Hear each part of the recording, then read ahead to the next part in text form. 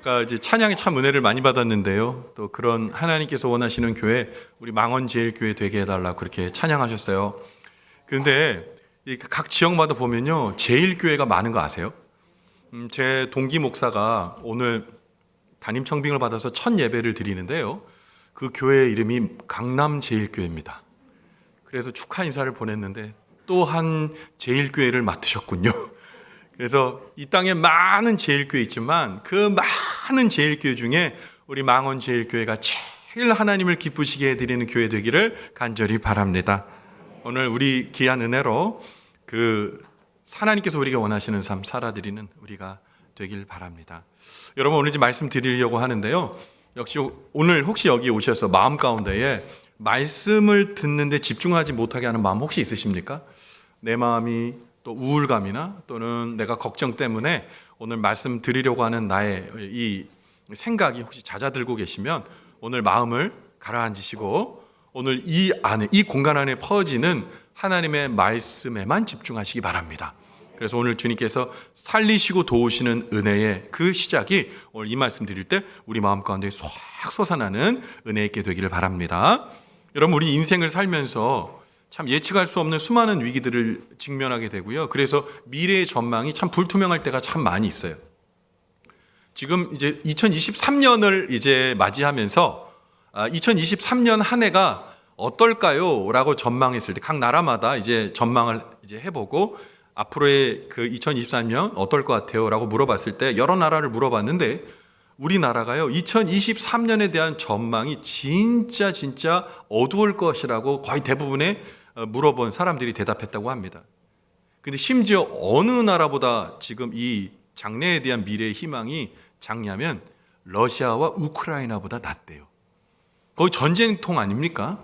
전쟁통에 있는 나라보다도 우리가 더 앞으로 23년의 전망을 볼 때에 어둡다는 거예요. 위기가 계속 우리에게 존재할 수 있을 거라고 대답했다는 겁니다. 여러분, 우리의 삶을 우리가 알 수 없어요. 그런데 앞에 제시되는 모든 것들이 우리를 절망하게 만들 수밖에 없는 모든 것들이 우리의 숨을 조여옵니다. 지금 우리나라에서 세 가지의 높은 게 있죠. 우리의 목을 조르는 고금리, 이자율이 너무너무 높아요. 고물가, 뭐 물건 하나 살려고 그러면 너무너무 힘듭니다. 그리고 고비용, 우리가 임금이나 이런 것도 다 올랐어요. 그러니까 다 오르는데 살아갈 정말 힘이 없는 겁니다. 임금은 조금 올라갔는데 다른 게 다 올라와 버리니까 우리 삶이 너무 팍팍한 거예요. 그러니까 어떤 꿈을 꾸거나 또 청년들도 어떤 꿈을 꾸거나 희망을 갖기에는 너무 힘이 들고 그 위기가 상존하는 그 삶의 자리에서 우리가 허덕일 수밖에 없다는 겁니다.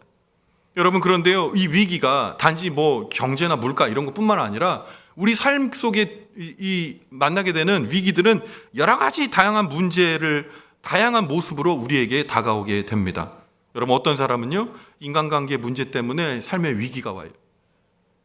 사람 관계 참 좋았는데 사람이 나에게 상처를 주고 또 나에게 여러 가지 상황 속에서 나에게 이상한 얘기를 한다는 소식이 들려오고 또 그게 믿어지는 거예요. 인간관계 때문에 어려워요.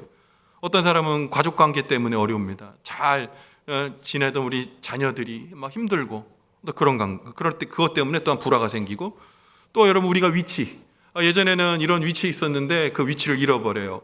어떤 직을 잃어버리기도 하고 또 직장에서 어떤 직장을 또 잃어버리기도 하고 이런 위기, 또 질병의 위기가 참 많지 않으십니까? 갑자기 다가온 질병 때문에 울 수밖에 없는 그런 것들이 위기로 우리에게 불쑥 찾아오게 된다는 거죠. 그래서 우리가 생각하지도 않은 시점에 우리에게 등장하는 위기 만나게 되면요, 우리가 당황해요. 어찌할 바를 모르게 되는 거예요.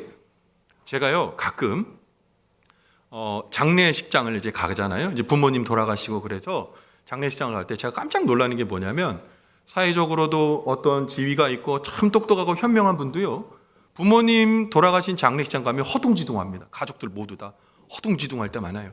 제가 예전에 사역했던 교회에서 정말 치과 의사 선생님이었어요. 아주 똑똑합니다.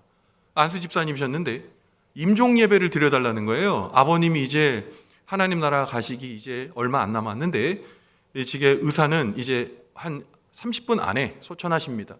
목사님, 전도사님 그때 전도사였거든요. 빨리 오셔서 임종 예배 드려주세요. 막 달려가서 갔는데요. 아버님 침상은 여기 있는데 가족이 10명이 넘는데 다 끝에 붙어 있어요. 이렇게 어떻게 할지 몰라가지고 당황하고 있는 거예요. 그리고 이제 예배하고 나서 그분께 물었더니 그러더라고요. 목사님, 이거 처음 만나보는 이거에 대해 이런 상황에 대해서 준비가 안 돼 있으니까 당황할 수밖에 없어요. 와주셔서 너무 감사합니다. 제가 이런 상황 가운데에 어려웠는데 도와주셔서 고맙습니다. 그런 이야기를 들었어요.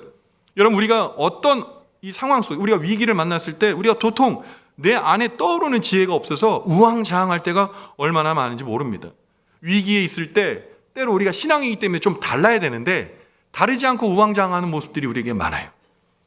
여러분, 우리 앞에 고난과 어려움, 위기가 닥쳤을 때 여러분 우리 어떻게 극복해야 할까요? 여러분, 우리 안에 있는 이 위기를 어떻게 관리할 수 있을까요? 오늘 성경은 그래서 우리에게 지혜를 가르쳐주고 이 위기에 관한 그리고 이 대처에 관한 지혜를 우리에게 알려주고 있어요. 오늘 말씀의 주 무대가 되는 이사야 30장의 말씀은 이제 두 왕국으로 이스라엘이 분열된 상황 가운데 남유다와 북이스라엘이 있었어요. 그런데 여러분, 이 북이스라엘 말고 남유다의 왕 히스기야 왕 때 일어난 오늘 히스기야 왕 때가 이 역사적 배경입니다. 히스기야 왕 시대에요, 어떤 일이 있었냐? 그 당시 미국과 같은 패권 국가가 있었는데 그 패권 국가가 아수르였습니다. 아시리아라고 얘기하는 아수르가 있었어요. 그런데 아수르랑요 북이스라엘이 붙어가지고 북이스라엘은 멸망해 버렸어요. 그런데 남유다는 히스기야가 정치적으로 아수르와 친아수르 정책을 펴가지고 상당 기간 평화를 유지했는데요. 아수르가 이제 그 모습을 바꿔서 주변에 있는 지역들을 하나하나 무자비하게 정복하기 시작했습니다. 그냥 그 나라를 정복해서 그 나라를 빼앗는 걸로 정책을 바꿨어요. 그래서 북이스라엘을 멸망시킨 아수르가요, 늑달같이 사네립 왕이 예루살렘을 침공하고 주변을 포위했습니다.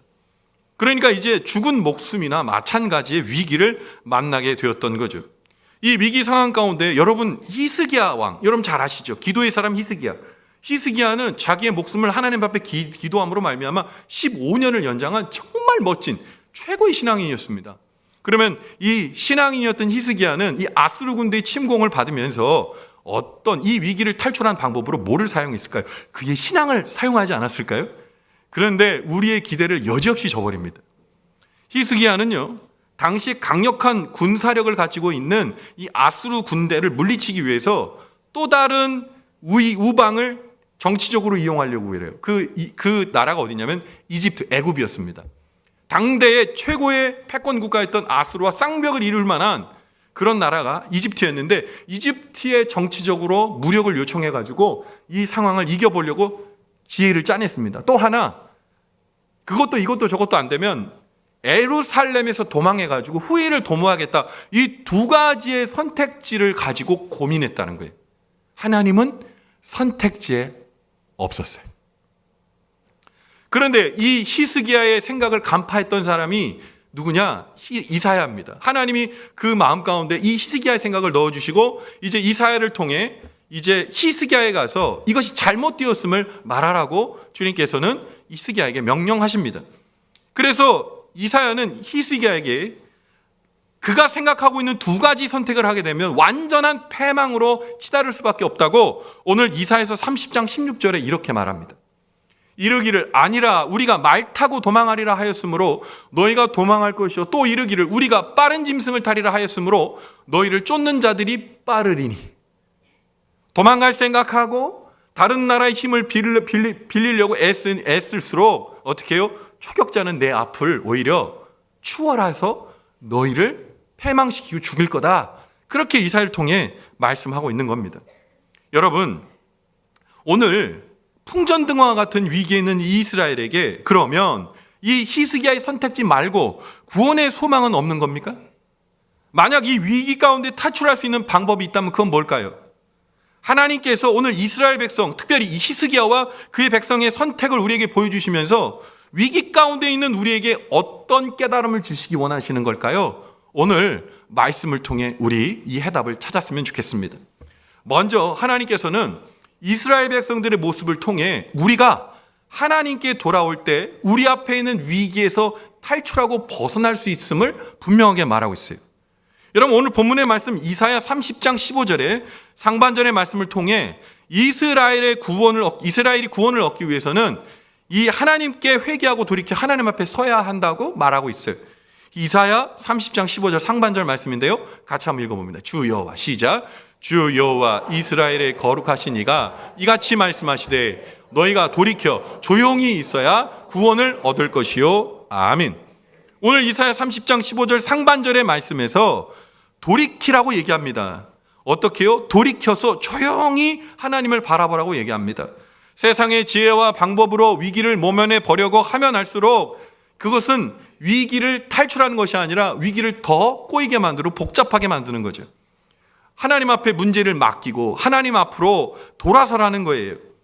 이사야와 같은 선지자들을 통해 하나님께서는 이스라엘을 향해서 하나님이 아닌 것들로부터 구원을 구걸하지 말고 방향을 바꾸어 하나님께로 돌아오라고 말하는 겁니다.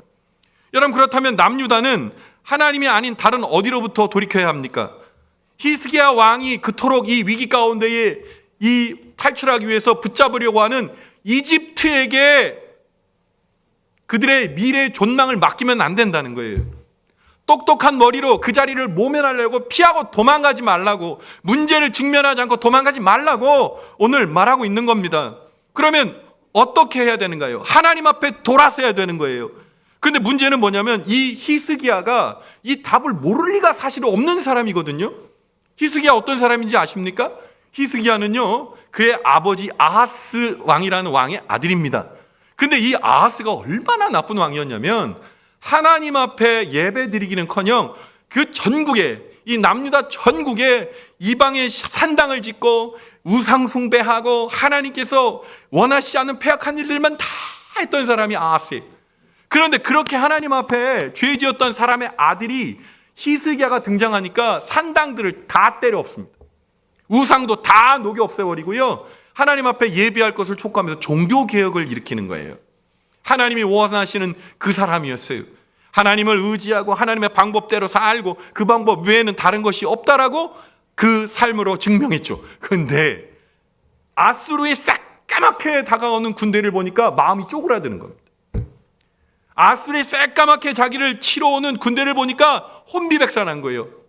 그래서 뭡니까?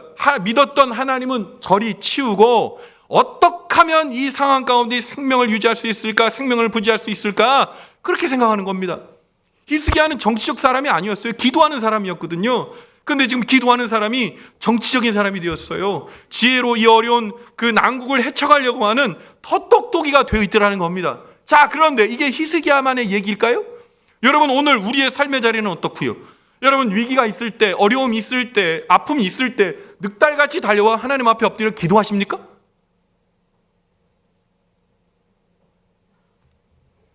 그렇지 않잖아요.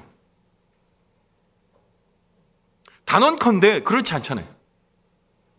여러분, 사실 세상 사람들이 우리를 바라볼 때 우리는 독특한 사람들입니다. 병 들었는데 왜 교회 와서 엎드려 기도해요? 자녀의 문제가 있는데 왜 엎드려 와서 기도합니까? 내가 직을 상실하고 어려운 경제적 문제 있다면 허덕이고 있는데 왜 교회 와 있는 거예요? 왜 있는 겁니까?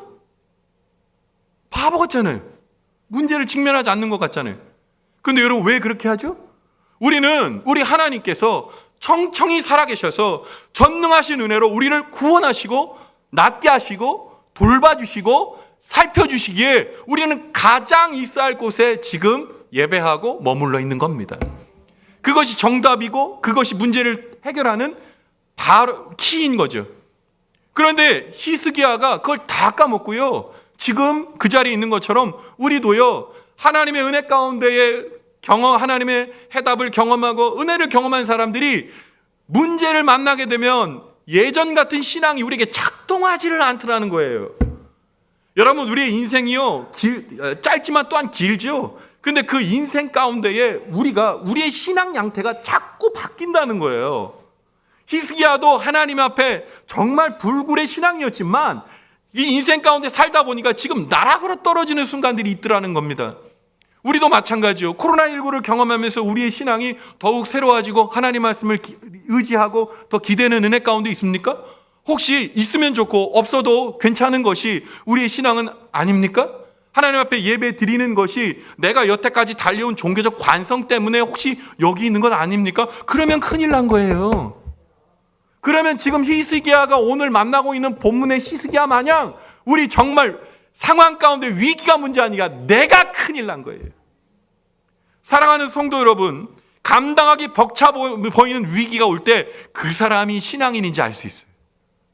신앙의 위기, 그리고 세상의 위기가 올 때 세상의 다른 것, 어떤 것에 먼저 손을 내미는 것이 아니라 하나님이 나와 함께 하시고 하나님이 나의 구원 되신다고 믿고 고백하면 세상 사람들이 생각하지도 못한 기도의 자리에서, 예배의 자리에서 하나님 만날 수 있어야 위기가 관리됨을 믿으시기 바랍니다. 여러분, 히스기야는 정치적 수완과 이성적 판단으로 지금 위기를 넘겨보려고 했지만 오늘 성경은 얘기하는 거예요. 그거는 가장 최악의 선택이라고요. 여러분, 우리는 그리스도인입니다. 예수 그리스도로 말미암아 우리 하나님 자녀 되었습니다. 그래서 주님은 우리를 돌보시고 보호해 주십니다. 믿으십니까? 이러면 안 돼요. 믿으십니까? 여러분, 믿으셔야죠. 인생의 어두운 밤이 올수록 여러분, 우리는 냉철한 이성을 가진 생활의 달인이 되셔야 되는 게 아니라 하나님 앞에 엎드릴 줄 아는 신앙인이 되셔야 되는 거예요. 여러분, 기억하십시오. 히스기야와 남유다를 보호하고 계시는 이는 이집트 따위나 다른 어떤 대안에 격차를 둘 수 없는 높으신 분이에요. 우리를 보호하시고 지키시는 하나님, 병든 나를 지키시는 하나님, 삶의 위기 가운데서 나를 두고 보지 않으시고 돌보시는 하나님, 성경 속에 갇혀 계신 하나님이 아니라 오늘도 그 성경 속에서 뛰쳐나오셔서 나의 인생을 돌보시며 나의 인생의 가장 깊은 어두운 밤을 아시고 계시는 주님 앞에 엎드릴 때에 우리의 문제는 마치 손바닥 뒤집듯 바뀌게 됨을 믿으셔야 되는 거예요. 사랑하는 성도 여러분, 혹시 하나님을 향한 신앙을 분실하지 않으십니까? 분실하지 않으셨습니까? 이제 믿음의 분실임을 찾아가십시오. 하나님께로 돌아가시기 바랍니다. 2023년에는 여러분 예배의 자리가 여러분의 자리가 되길 바랍니다. 2023년에는 기도의 자리가 저와 여러분의 자리가 되길 바랍니다. 2023년 하나님께서 주시는 놀라우신 은혜 가운데에 어떤 위기의 상황 속에서도 분연히 일어나 하나님을 바라보고 주님께서 주시는 은혜, 그것이 내 것입니다 고백할 수 있는 멋들어진 신앙인, 오늘 하나님 말씀 듣고 그 말씀으로 용기 내보려고 하는 저와 여러분의 신앙인의 삶이 되시기를 주님의 이름으로 간절히 축원을 드립니다. 여러분, 두 번째 우리 기억해야겠어요. 뭐냐면 이스라엘 백성들의 모습을 통해 우리가 하나님을 신뢰할 때 위기에서 벗어날 수 있습니다. 하나님을 신뢰하셔야 돼요. 그래서 오늘 본문의 말씀 이사야 30장 15절의 하반절의 말씀을 통해 이스라엘이 구원을 얻기 위해서 하나님을 믿고 신뢰해야 된다고 오늘 이사야 30장 15절 하반절에 이렇게 얘기하는데 같이 읽어볼게요. 시작. 잠잠하고 신뢰하여야 힘을 얻을 것이거늘 너희가 원하지 아니하고. 아멘. 뭐라고 말씀하세요? 잠잠하게 하나님을 신뢰하는 것이 힘인데 원하지 않는다는 거예요. 누가요? 히스기야가요. 누가요? 내가요. 오늘 본문은 얘기해요. 이사야 선지자의 입을 통해 잠잠하게 하나님을 신뢰하십시오라고 얘기합니다. 잠잠하다는 건 뭡니까? 나를 돌아보는 거예요. 지금 내가 어디에 있나? 우리 제일 못하는 게 뭔지 아세요? 나의 본연의 모습을 못 돌아보는 게 제일 못하는 거예요. 인간관계에 문제 있을 때 내 문제라고 생각해 보신 적 있으세요? 다 당신이 잘못한 거예요. 삶의 정황 가운데 여러분 위기를 탈출할 때 우리가 하나님 앞에 엎드려져 있는 나를 보는 거예요. 아니면 이 문제를 해결해 줄 사람들을 찾는 거예요. 후자일 경우가 많죠. 여러분, 위기가 닥치면 우리가 중요한 것은 안 좋은 결과를 만나게 될 것 같은 불안한 마음과 조급한 생각이 안 보이는 하나님을 의지할 수 없게 만드는 거예요. 그렇기 때문에 우리는 어떤 위기가 있을 때 잠잠하게 하나님 앞에 기도하면서 내가 하나님을 의지하고 있는지를 먼저 들여다보셔야 되는 겁니다. 잔잔한 호수에 물이 맑게 있을 때 바닥을 내려다보면 땅바닥까지 다 보여요. 그런데 그 잔잔한 호수에 돌 하나 던져서 파문이라도 날라치면 밑에 모습들이 파문 때문에 하나도 보이지 않을 때가 많이 있어요. 사랑하는 성도 여러분, 오늘 우리의 삶 가운데에 내가 어디에 있는지, 내가 하나님을 의지하고 있는지, 왜곡 없이 주님을 바라보고 있는지 내 내면과 내 영의 사람을 들여다볼 줄 아셔야 돼요. 여러분, 그렇기 때문에 우리가 하나님께서 주시는 이 은혜를 경험하려게 되면 하나님에 대한 전적인 신뢰가 있을 때 조용하게 하나님을 의지하고 나를 바라볼 수가 있어요. 여러분, 오늘의 본문의 말씀에 위기 말고도 더 큰 위기를 만났던 과거, 지금 이 본문의 말씀의 과거에 더 어려운 일들을 이스라엘 백성들은 당했었습니다. 뭡니까? 과거 이스라엘 백성들은 출애굽에서 이집트를 나왔을 때요, 이집트의 추격군들, 세계 최강의 군대가 이 모세와 이스라엘 백성들 죽이러 쫓아갔어요. 그리고 쫓아가고 그들을 피해서 도망가는데 앞에 새까만 검붉은 홍해 바다가 그들을 가로막고 있었습니다. 멈추면 추격군에 잡혀 죽게 되고 더 가면 홍해에 수장되는 것이 그들의 끔찍한 미래였을지 모르겠어요.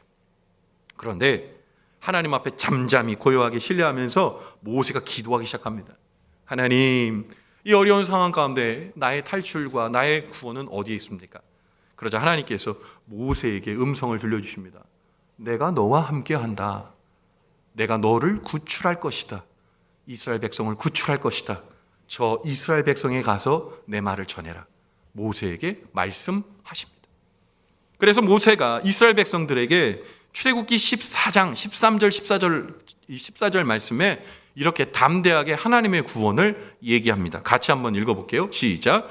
모세가 백성에게 이르되 너희는 두려워하지 말고 가만히 서서 여호와께서 오늘 너희를 위하여 행하시는 구원을 보라. 너희가 오늘 본 애굽 사람을 영원히 다시 보지 아니하리라.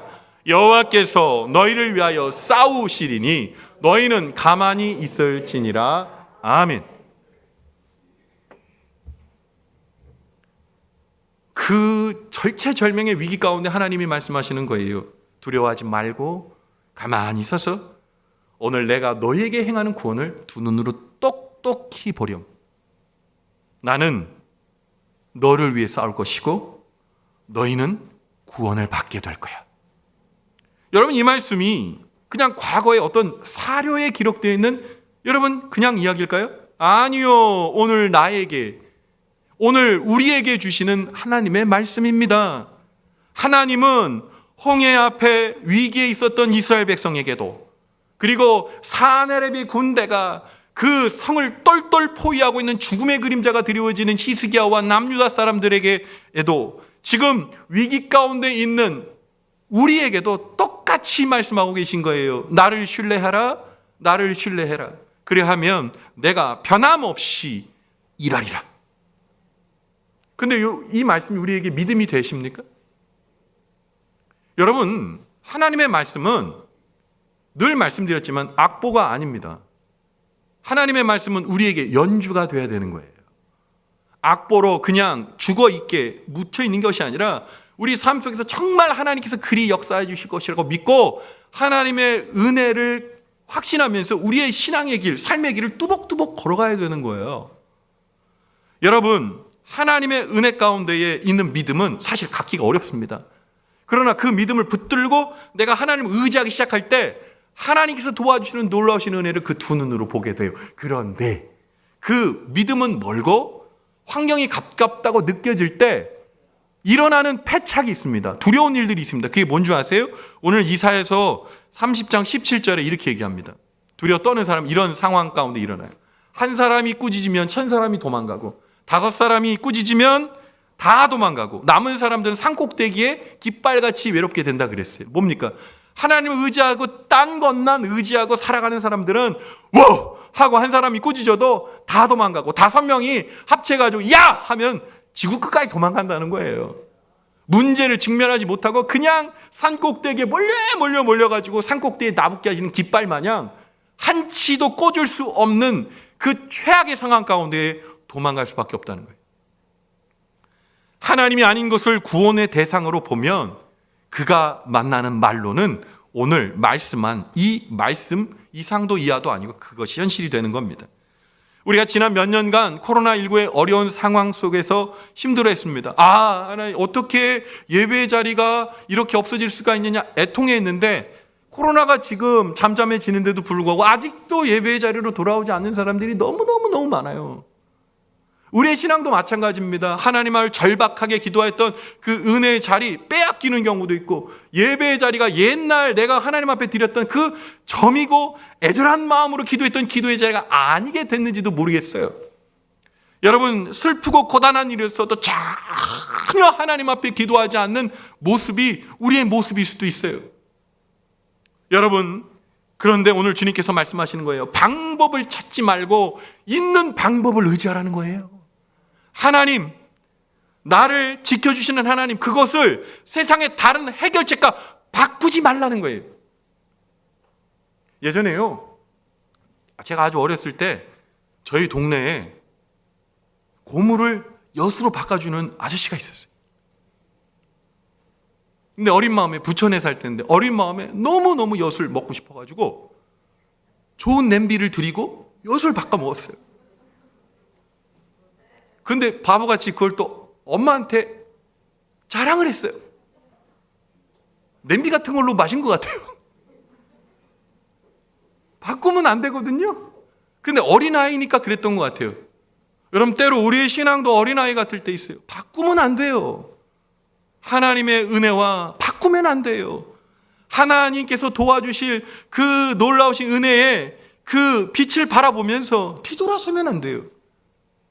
여러분, 오늘 위기 가운데 있는 분 계십니까? 오늘 이 말씀을 경청하십시오. 그리고 하나님이 일하실 것을 믿으시기 바랍니다. 내가 혹 뭘 잃어버렸습니까? 더 큰 거 주실 거예요. 내가 혹 위기 가운데 숨도 쉴 수 없습니까? 주님께서 내 앞날을 탁 튀는 시선으로 시야를 열게 해주실 줄 믿습니다. 바꾸지 마세요. 하나님의 은혜 가운데 머무세요.